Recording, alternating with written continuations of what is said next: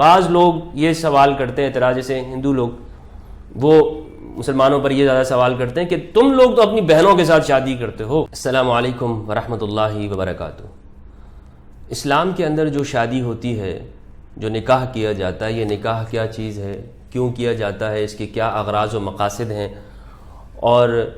کیا اس کا مقصد صرف اور صرف زیادہ سے زیادہ بچے پیدا کرنا ہے، زیادہ شادیاں کرو، زیادہ بچے پیدا کرو، نکاح کا کوئی اور مقصد بھی ہے،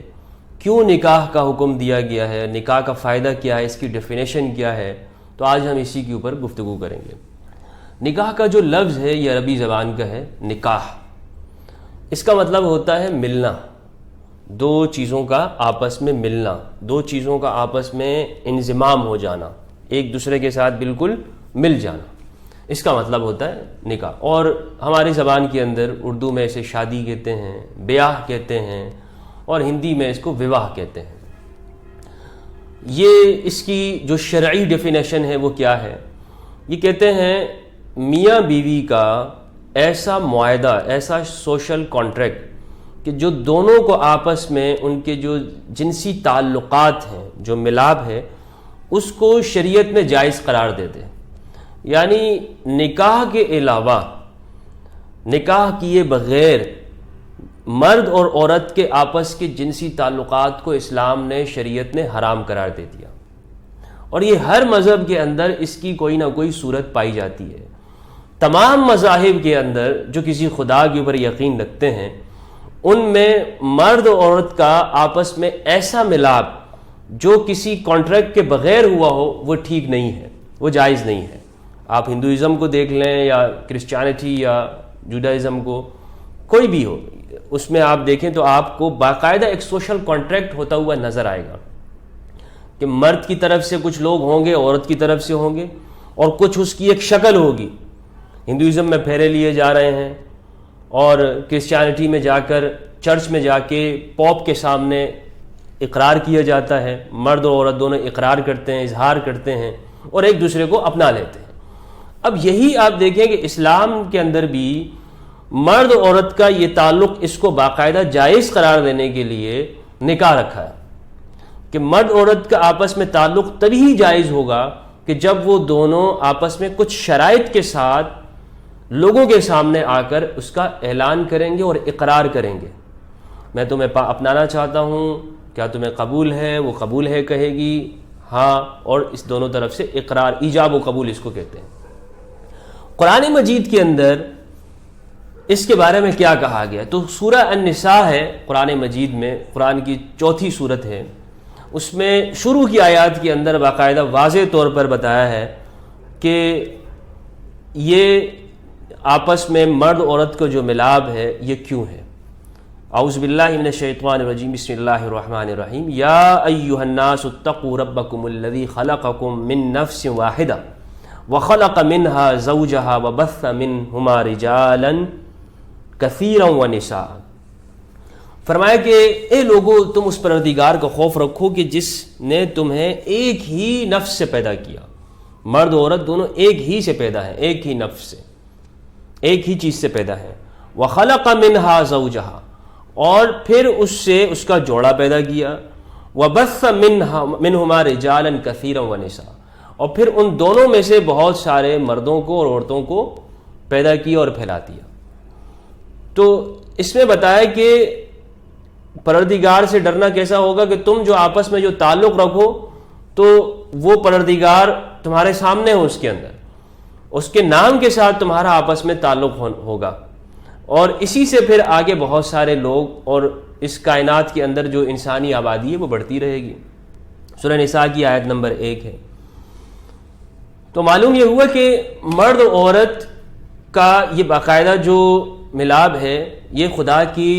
کا ایک پلان ہے اس دنیا کے اندر، جو آبادی کا بڑھانا یا لوگوں کا پھیلنا، پیدا ہونا۔ کیونکہ اگر مرد عورت کا آپس کا تعلق نہیں ہوگا اور انسان ہمیشہ کٹ کے رہے گا اور کوئی تعلق نہیں کرے گا تو دنیا کی آبادی رک جائے گی۔ اب اس میں آپ نکاح کے اندر دیکھیں تو نکاح میں یعنی دو فریق ہیں، مرد ہے اور عورت ہے۔ تو عورت اور مرد کس طرح سے انتخاب کرنے چاہیے، کس طرح سے ہونے چاہیے، تو یہ بھی باقاعدہ شریعت نے اس بارے میں بتایا ہے کہ قرآن مجید کے اندر ہے، سورہ نور کی آیت نمبر 26 ہے، الخبیثات للخبیثین والخبیثون للخبیثات والطیبات للطیبین والطیبون للطیبات۔ بدکار عورتیں وہ بدکار مردوں کے لیے ہیں، بدکار مرد بدکار عورتوں کے لیے ہیں، اچھے مرد اچھے عورتوں کے لیے اور اچھی عورتیں اچھے مردوں کے لیے۔ یعنی جب بھی آپ انتخاب کریں سوسائٹی اور سماج کے اندر، کوئی مرد کرنا چاہے یا عورت کرنا چاہے اپنے لیے جیون ساتھی کا، کیونکہ یہ میوچل انڈرسٹینڈنگ کے ساتھ ہوگا، اور دوسرا یہ کہ اس میں یہ انٹلیکچوئل پارٹنر ہوگا ایک دوسرے کے، دونوں ایسے نہیں ہیں کہ عورت کو جس طرح سے چاہے جو ہے وہ استعمال کر لیں، تو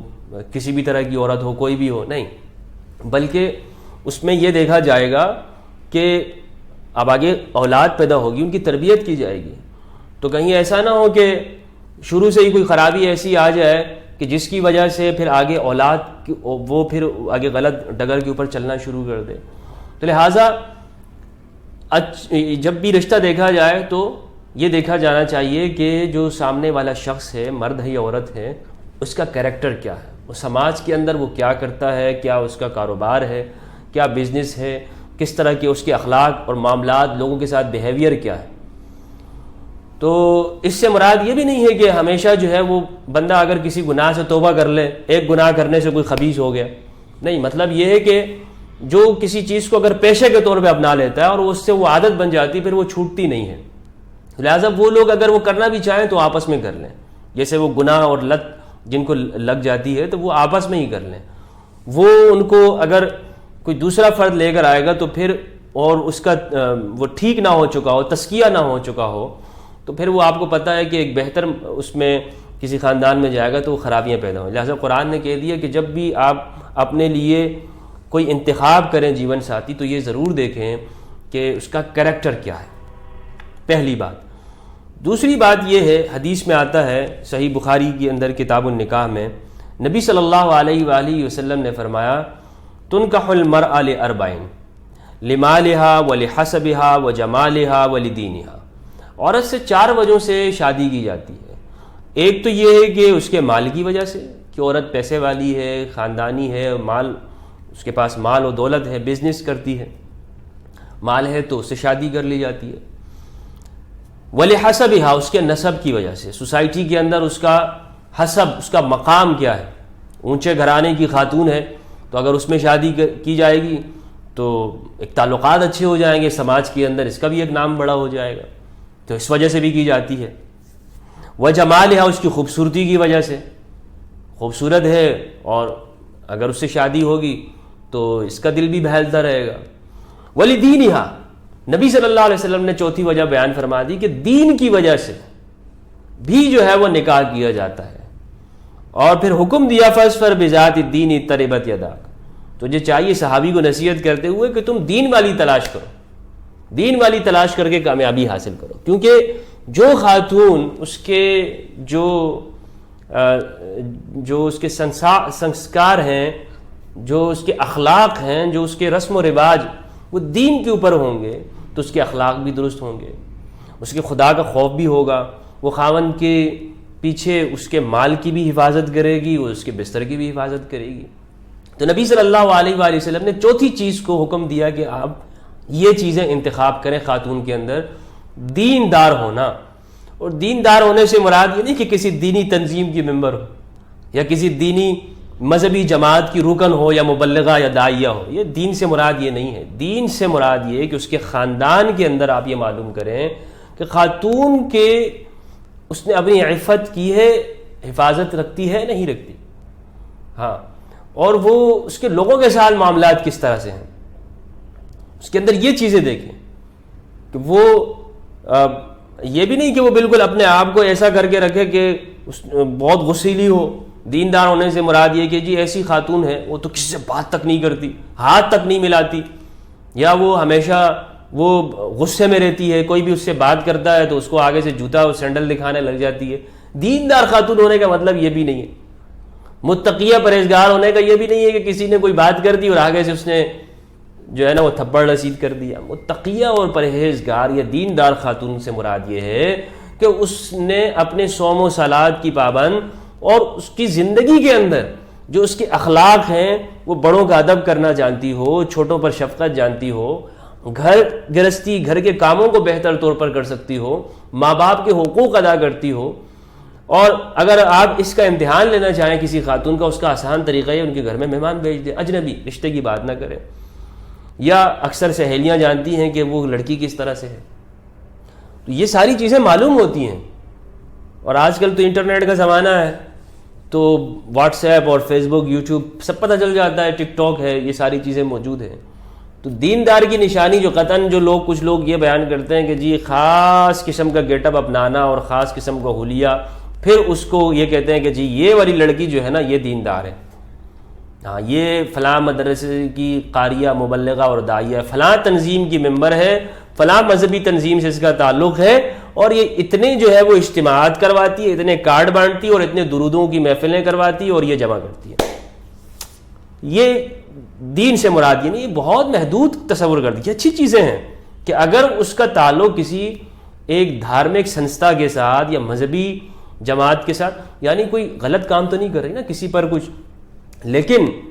یہ دین سے مراد یہ نہیں ہے میرے بھائی. یہ اس کے مذہبی رجحانات تو ہو سکتے ہیں کہ اس کے مذہبی رجحانات ہیں, اچھی بات ہے, مگر اسے دین کا نام نہ دیا جائے, جو آج کل ہماری سوسائٹی میں دین کا نام اسے دیا جاتا ہے. نبی صلی اللہ علیہ وآلہ وسلم نے بھی فرمایا الدنیا متاع, دنیا سارا کا سارا متاع اور فائدے کی جگہ ہے. وخیر متاع الدنیا المرأة الصالحہ, اور اس دنیا کا سب سے بہترین جو ساز و سامان ہے, جو اچھی جو چیز ہے, وہ المرأة الصالحہ, نیک خاتون ہے. المرأة الصالحہ,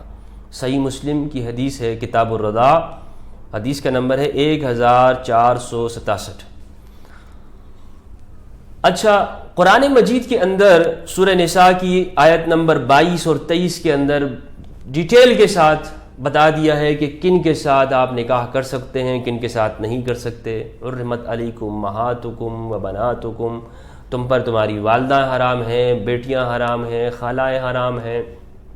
اور تمہاری پھوپھیاں حرام ہیں. یہ پوری وضاحت کے ساتھ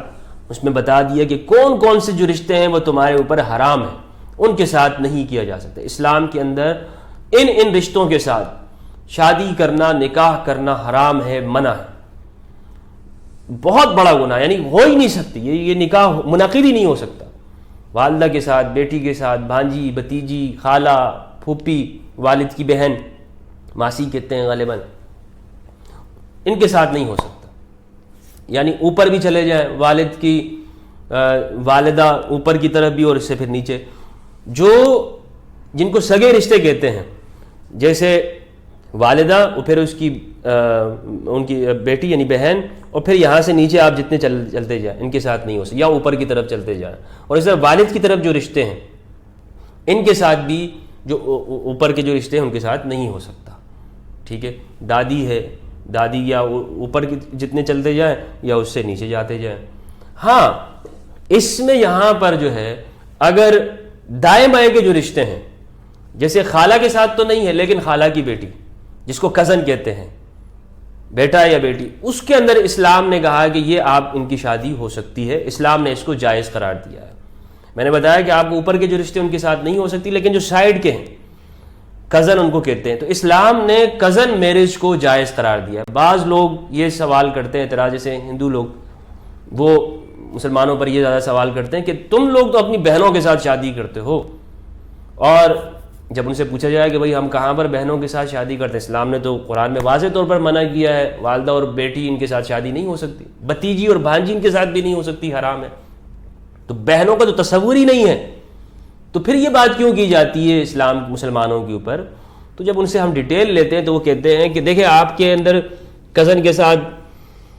جو ہے وہ شادی نہیں کی جاتی, کیا مسلمان کزن کے ساتھ شادی کرتے ہیں نہیں کرتے ہیں؟ تو بالکل کرتے ہیں, اسلام کے اندر جائز ہے. تو وہ کہتے ہیں کہ دیکھیں یہی بہن سے شادی کرنا ہے, یہ ایسا نہیں ہے. تو ان سے میں یہ عرض کروں گا کہ آپ نے اس چیز کو تھوڑا صحیح نہیں سمجھا, غلط سمجھا ہے. بہن وہی ہے اسلام کے نظر میں کہ جو آپ جن کے ساتھ جن سے والد کا جس خاتون کے ساتھ جو جنسی تعلق ہو جائے، یعنی جو آپ کی والدہ کہلاتی ہے اور ان کی جو اولاد ہو، اسے ہی اسلام نے بہن تسلیم کیا ہے۔ حتیٰ اسلام نے کہا ہے کہ اگر آپ کی جو ساس ہے وہ بھی آپ کی والدہ بن جاتی ہے، ٹھیک ہے، کیونکہ آپ کے بچوں کے لیے اس سے بھی شادی کرنا جو ہے وہ کیا ہوگا، وہ حرام ہوگا، وہ جائز نہیں ہوگا۔ تو جہاں پر وہ تعلق ہے، لہٰذا یہاں پر جو کزن کے ساتھ جو ہے تو وہ تعلق چونکہ وہاں پر ایک اس میں وہ ٹوٹ گیا، وہ کس طرح سے ٹوٹا کہ خالہ ہے، خالہ کے ساتھ تو جائز نہیں ہے، لیکن ان کی جو اولاد ہے یا چاچا ہیں، چاچا کی جو گھر والی ان کے ساتھ تو جائز نہیں ہے، لیکن ان کی جو اولاد ہے ان کے ساتھ تو وہ شادی کرنا جائز ہے۔ تو اسلام نے اسے جائز قرار دیا، اور اس کی وجہ بنیادی طور پر میں آپ کو بتاؤں، وہ وجہ یہ ہے کہ ایک تو خون کا جو سیدھا رشتہ ہے، یعنی جو نسب کے اندر ہے وہ ٹوٹ جاتا ہے۔ یعنی آپ دیکھیں کہ جو بلڈ گروپ ہے وہ نسب کے اندر تو صحیح چل رہا ہوتا ہے، لیکن اگر وہ اس طرف آ جائے تو وہ الگ الگ ہو جاتا ہے، اس میں یعنی وہ دونوں کا ایک جیسا نہیں رہتا ہے، ٹھیک ہے۔ لیکن جو سگے رشتے ہوتے ہیں تو ان میں عموماً اور اکثر ایک جیسا رہتا ہے، عموماً اور اکثر کی میں بات کر رہا ہوں، لہٰذا وہاں پر وہ تعلق بھی کمزور پڑ گیا، اور اس تعلق کو جب شادی کی جاتی ہے تو مزید اس کو بہتر ایسے کیا جاتا ہے کہ چونکہ دونوں ایک دوسرے کو اچھی طرح سے جانتے ہیں، عموماً آپ کو معلوم ہوگا کہ کزن کی اچھی دوستی ہوتی ہے اور وہ اپنے ایک دوسرے کو بہتر جان رہے ہوتے ہیں، اور شادی کے اندر یہ چیز بہت کام آتی ہے کہ میوچل انڈرسٹینڈنگ کہ لڑکا اور لڑکی اپنے آپ کو ایک دوسرے کو بہتر سے بہتر جان رہے ہوں۔ بچپن سے ایک دوسرے کو جہاں پہ جاننے کا معاملہ ہوگا تو وہ بہت کم ٹوٹیں گی وہاں پہ شادی۔ اور آپ دیکھیں گے کہ یہ ریشو جو طلاق کا بڑھتا ہے بعض قوموں میں جو بڑھ جاتا ہے تو اس کی بنیادی وجہ بھی یہ ہوتی ہے کہ وہ ایک دوسرے کو جان نہیں رہے ہوتے اور کزن سے دور ہوتے ہیں، کہ کزن کے ساتھ شادی نہیں کرنی، کزن کے تو جہاں پہ کزن میرج زیادہ ہو رہی تھی وہاں پر آپ دیکھیں کہ طلاق کا رجحان بھی کم ہو گیا، یعنی طلاقیں کم ہوگی، اور جہاں پر یہ نہیں ہوگا تو وہاں پہ طلاقیں بھی زیادہ ہو رہی ہوں گی۔ بہرحال میں اس کو مین ریزن بھی نہیں بتا رہا ہوں کہ طلاقیں اس وجہ سے زیادہ ہوتی ہیں، بہت سی جگہوں پر ایسے ہوتا ہے کہ کزن کی آپس میں، خود ہم نے بھی دیکھا ہے کہ جہاں کزن کی ہوتی ہے تو وہاں پہ طلاقیں بھی ہو رہی تھی۔ البتہ میں یہ اکثر کی زیادہ کی بات کر رہا ہوں کہ زیادہ نہیں ہوتی، اور چونکہ وہ ایک دوسرے کو جان رہے ہوتے ہیں تو وہ اس نوبت اس سے پہلے نہیں آتی، یا تو وہ پہلے سے ہی انکار کر دیتے، وہ کہتے ہیں کہ والدہ سے کہہ دیتے ہیں کہ میں نہیں کروں گی اس کزن سے، یا میں اس سے نہیں کرنا چاہتی، اور وہ اپنی رائے بتانے کے اندر ایک آزاد ہوتے ہیں اور ان کے اندر ایک دوسرے کے بارے میں جاننے کا زیادہ جان چکے ہوتے ہیں، تو اپنی عملی زندگی کے اندر پریکٹیکل لائف کی طرف جلدی کے ساتھ تیزی کے ساتھ بڑھ رہے ہوتے ہیں۔ دوسرا ابھی جاننے کا موقع ملے گا، پھر اس کے بعد وہ پھر ہنی مون، اور پھر وہ سارے رشتے، اور پھر وہ ساری باتیں، وہ ملاقاتیں، وہ اس کی طرف جاتے جاتے وہ پریکٹیکل لائف کی طرف تو بہت سارا وقت، اور پھر اتنے میں اگر ہو سکتا ہے کہ آپس میں ایک دوسرے کے ساتھ تعلقات صحیح طور پر نہ رہ پائے اور جدا ہو جائے، لیکن یہ لوگ جو ہے یہ آپس میں ایک دوسرے کو جان چکے ہوتے ہیں، لہٰذا ان میں جو ہے وہ اسلام نے کہا کہ آپ شادی کر سکتے ہیں اور وہ جائز ہے۔ خود اسلام کے اندر آپ دیکھیں کہ نبی صلی اللہ علیہ وآلہ وسلم نے حضرت علی کرم اللہ وجہ کریم جو آپ کے چچا کے بیٹے ہیں، اپنی صاحبزادی خاتون جنت مخدومہ کائنات فاطمۃ الزہرا سلام اللہ علیہا کے ساتھ جو ہے وہ نکاح فرمایا اور رخصت کیا۔ دوسری بات جو اس میں اہم ہے وہ یہ ہے کہ خاتون کی اجازت لینا ضروری ہے۔ بعض لوگ ہمارے ہاں وہ خاتون سے پوچھنا ہی مناسب نہیں سمجھتے، وہ کیا ہے، بس ہم نے بول دیا، کیا ضرورت ہے بچوں سے پوچھیں؟ نہیں، اس خاتون کی اجازت کے بغیر، لڑکی کی اجازت لیے بغیر کسی بھی طرح کی شادی نکاح نہیں ہو سکتا۔ قرآن نے فرمایا وَابْتَلُوا الْيَتَامَ حَتَّى إِذَا بَلَغُوا النِّكَاحَ، اور فرمایا کہ یا ایھا الذین آمنوا لا یحل لکم ان ترثوا النساء کرہا، کہ تمہارے لیے یہ بات جائز نہیں ہے کہ تم خاتونوں کو، عورتوں کو زبردستی مجبور کر کے ان کے وارث بنو۔ پہلے یہ ہوتا تھا کہ اگر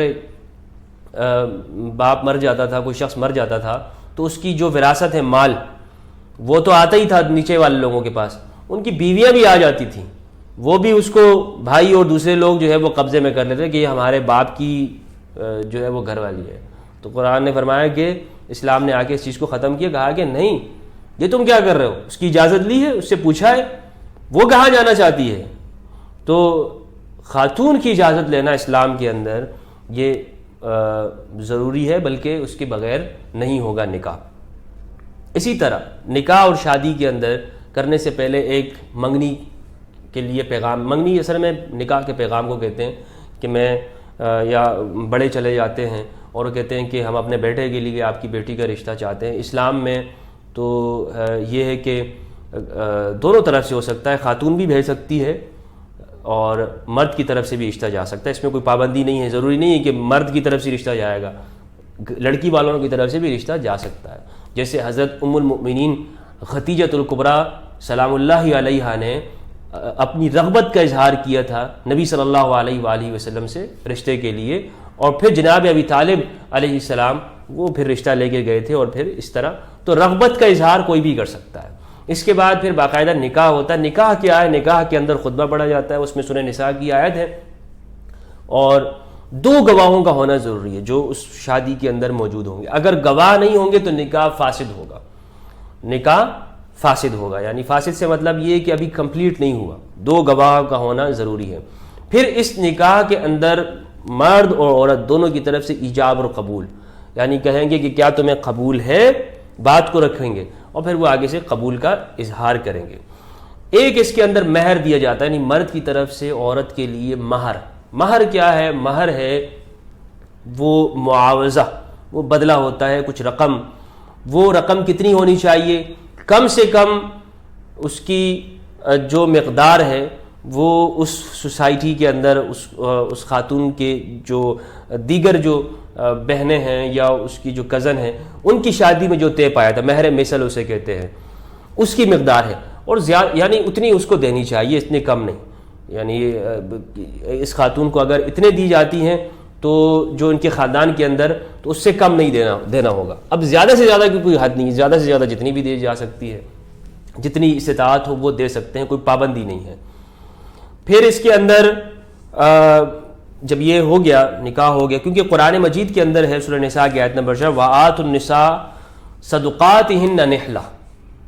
عورتوں کو ان کا مہر خوشی بخوشی دے دیا کرو، اس پہ ٹال مٹول نہ کرو، اس کو روکنا نہیں چاہیے۔ ہمارے ہاں بعض جگہوں کے اندر وہ لکھ تو دیتے ہیں لیکن پھر دیتے نہیں۔ یہ یاد رکھیں، یہ خاتون کا حق ہے، اس حق کو مارنا یہ بہت بڑا گناہ کبیرہ ہے۔ ہاں اگر وہ خوشی بخوشی وہ خاتون خود معاف کر دیتی ہے تو یہ الگ بات ہے، لیکن اسے روک کے رکھنا اور ٹال مٹول کرنا یہ بہت غلط بات ہے۔ اس کے اندر گواہ ہوتے ہیں، اسی طرح اعلان کرنا ضروری ہے۔ نبی صلی اللہ علیہ وآلہ وسلم نے فرمایا اعلنوا ھذا النکاح، اس نکاح کا اعلان کرو، اور وجعلوہ فی المساجد، مسجدوں میں اس کا کیا کرو تاکہ لوگوں کو پتہ چلے، زیادہ سے زیادہ لوگوں کو پتہ چلے کہ ان دونوں کا آپس میں اب یہ میاں بیوی ہو گئے۔ سماج کے اندر پتہ لگنا چاہیے، یہ نہیں کہ چوری چپکے سے ہو جائے، نہیں۔